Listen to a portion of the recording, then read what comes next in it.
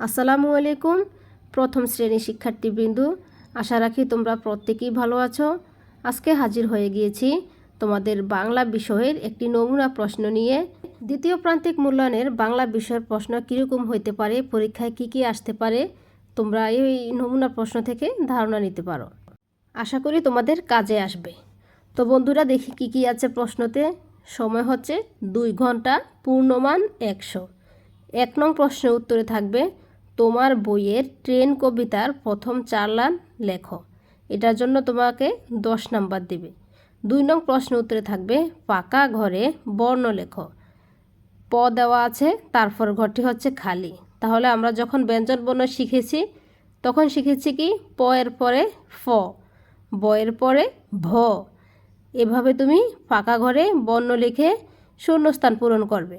3 নং প্রশ্ন উত্তরে আসবে যে কোনো 5টি কার চিহ্ন মুখস্থ লিখো।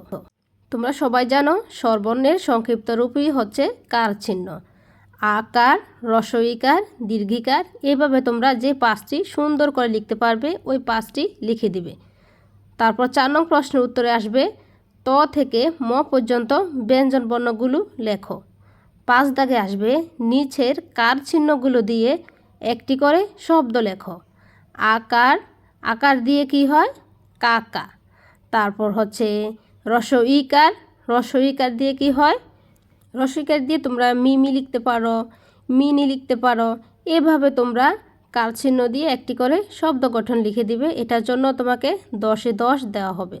6 নং প্রশ্নের উত্তরে থাকবে নিচের বর্ণগুলো দিয়ে একটি করে শব্দ গঠন করো, যে কোনো 5টি। ট, র, ঢ, ল, তালব্য শ, মূর্ধন্য অন্তস্থ ঝ। এগুলো দিয়ে যে 5টি দিয়ে তুমি সবচেয়ে ভালো পারবে ওই 5টি দিয়েই শব্দ গঠন করবে। 7 দাগে আসবে খালি ঘরে সঠিক বর্ণ বসিয়ে শব্দ তৈরি করো।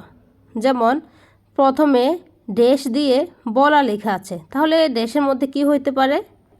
শূন্যস্থানে যদি আমি ত বসাই তাহলে কি হবে? তবলা। ত ব ল আকার লা, তবলা। আবার লেখা আছে ধ, তারপরে খালিঘর দিয়ে গ। এভাবে তোমরা বইয়ের মধ্যে নিশ্চয়ই সবাই পড়েছ। তোমরা এগুলো খুঁজে বের করে নিবে এবং মনোযোগ সহকারে পড়বে। 8 দাগে আসবে নিচের শব্দগুলো দিয়ে একটি করে বাক্য তৈরি করো, যে কোনো 5টি। 7টি দেওয়া থাকবে, তার মধ্যে থেকে তুমি যে 5টি ভালো পারবে সেই 5টিরই আনসার করবে। নখ, টব, থলে, দই, রস, ময়না, ডাব। 9 দাগে আসবে শূন্যস্থান পূরণ করো। যেমন দেখো দেওয়া আছে মহিষ দিয়ে ড্যাশ। মহিষ দিয়ে কি করা হয়? তুমি এখানে খালি জায়গা বসিয়ে দিবে। যেমন দ্বিতীয়টা আছে আষাঢ় মাসে ড্যাশ, তুমি কি লিখবা? আষাঢ় মাসে বৃষ্টি হয়। এভাবে এ দুইটো আসতে পারে। এছাড়া বই থেকে তোমাদেরকে আরও দেওয়া যেতে পারে। তবে এটা হচ্ছে একটি নমুনা প্রশ্ন, তোমরা এখান থেকে ধারণা নিবে যে কি আসতে পারে তোমাদের পরীক্ষায়। তারপর 10 নং প্রশ্ন উত্তরে থাকবে নিচের প্রশ্নগুলোর উত্তর লেখো, যে কোনো 4টি। ট্রেন কেমন করে চলে? তারপর ক্ষয় আছে ঝর্ণার পানি কেমন? গয়ে আছে তুমি মই বেয়ে কী করো? ঘয়ে আছে শরৎকালে কি ফোটে? নম্বরে আছে পায়রা কিভাবে ডাকে? এটার জন্য থাকবে 10 মার্ক। সবগুলো প্রশ্নের উত্তরের জন্যই 10-10 করে মোট 100 পূর্ণ।